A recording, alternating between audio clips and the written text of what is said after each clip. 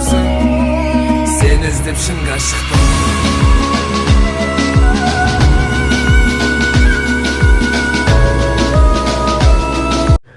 Ассалаумағалейкум достар, сіздермен Қазақ Орда каналы видеоны басып жатып, сіздерден қолдау күтеміз.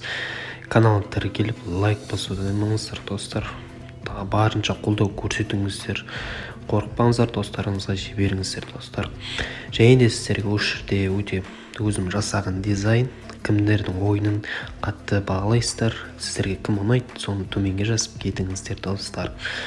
Енді FIFA World өздеріңіз көріп жатсыздар, әлем чемпионаты таяуда енді жақындайтын болады.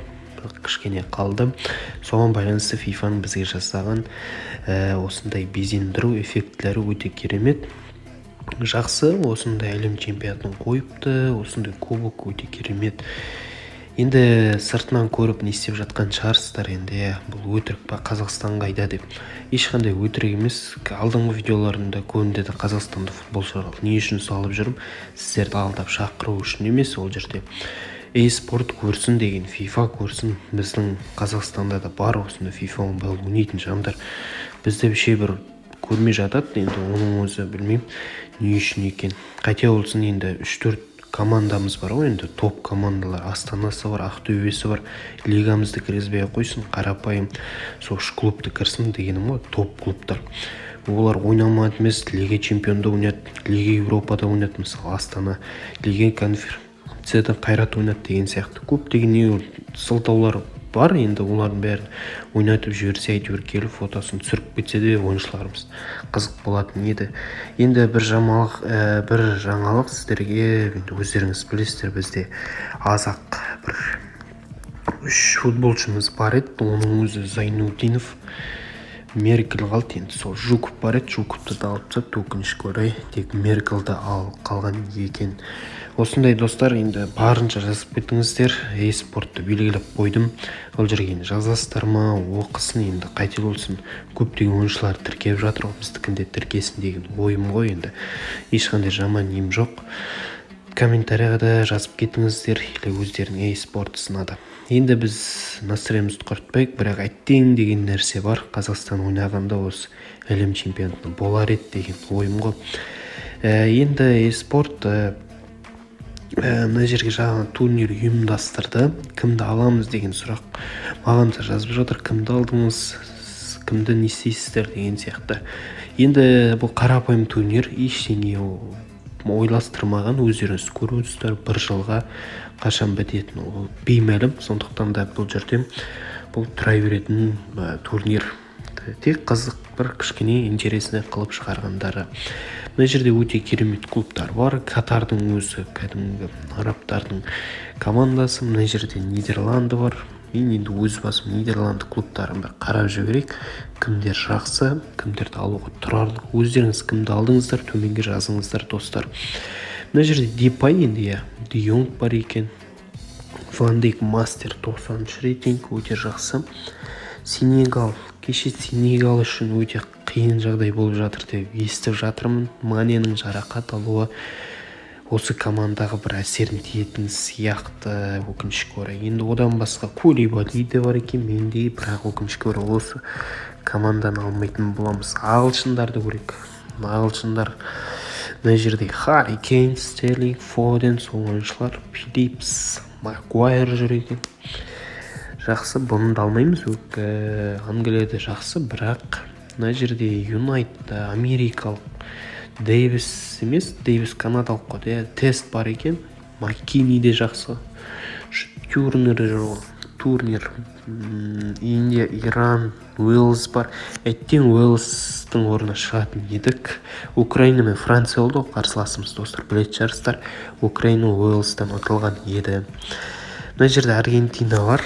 Аргентинада Месси бар. Месси 91 рейтинг берген екен. Өте жақсы. Аргентинаның да жанкүйерлері көп. Қазақстанда Месси үшін жанкүйер кетеді. Польша бар екен, Франция бар. Айтолы команда болды. Өте жақсы. Ойыншылар. 2 мастер бар, анау емес. Погбасы бар, Инестасы бар, Вараны бар, Бензема, Амбаппесін айтпай қойын.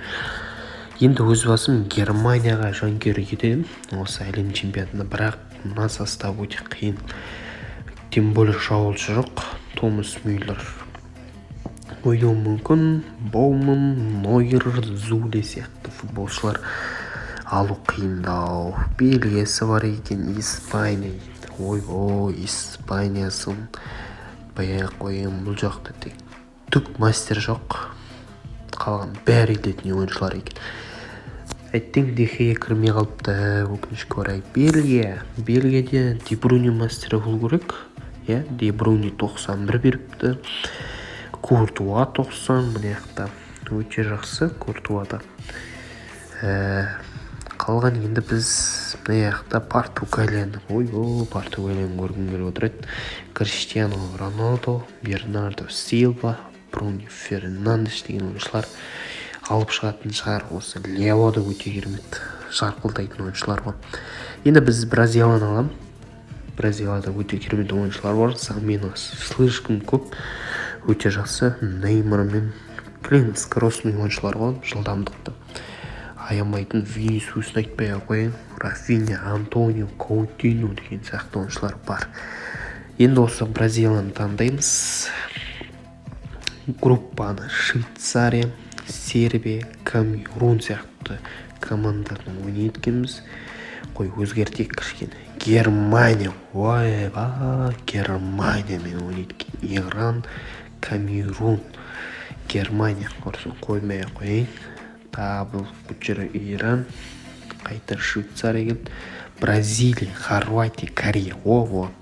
Соны кейін Лука Модрич сияқтылармен ойнайтын боламыз. Турнир осындай өте керемет жасақталған составты көреміз. Наградаларын көретін боламыз. Наградалар бұлар енді әзірге жинақтап қою үшін бұйырса жаңа тағы бір события енгізеді. Бұл тек турнир ретінде ұйымдастырған екен. Бізде осылар ойнайтын боламыз. Ойын ырғағын мен енді ештеңе айта алмаймын. Қазір қарайық. Бізде енді қазір Гана республикасы болды. Қателеспесем, Гана H тобына түсіптік. Көрейік Бразилиямен. Составта енді кішкене нелер бар FIFA-да да.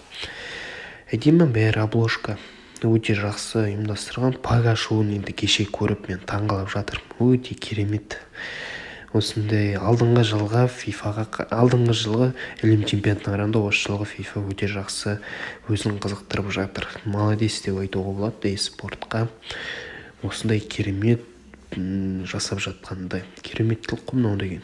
Не деген ішпістіріп тартуға болады ойыншыларды осыны. Дамыты әттең енді Қазақстанды ұмытпас екен дегенім ғой. Енді 3-4 ойыншымыз да ауысса да жететін еді.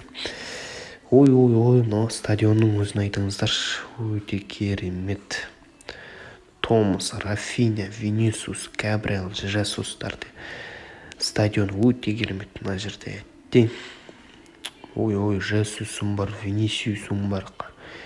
Аюр екен ғой да, міне жақта Ганада. Эффектлер көп өзгертіледі деп жатыр еді. Жаңа ойыншылардың несі өзгерген, формулар өзгерді, көптеген аннулер енгізген. Перспектива кішкене жақындап келатыр FIFA-ға. Мобайлымыз енді. Дио Силва алу керек. Кудус деген ойыншыда жүр екен. Достар, ойынды аяқтадым, жеңіске жеттік. Енді ойын эффектлерін бәрін игровой версиясын өте жақсы шынайылыққа көп көңіл бөлген. Өте керемет ұнады. Енді бұйырса тағы да жаңалықтарды күтетін боламыз. Барынша енді сіздер ойларыңыз қарай жақсы ма, сіздерге ұнады ма? Жазып кетіңіздер комментарийге. Осылай достар, видео ұнаса каналға тіркеліп, лайк басуды ұмытпаңыздар, қолдау көрсетіңіздер достар. Келесі кездескенше сау саламатта болыңыздар.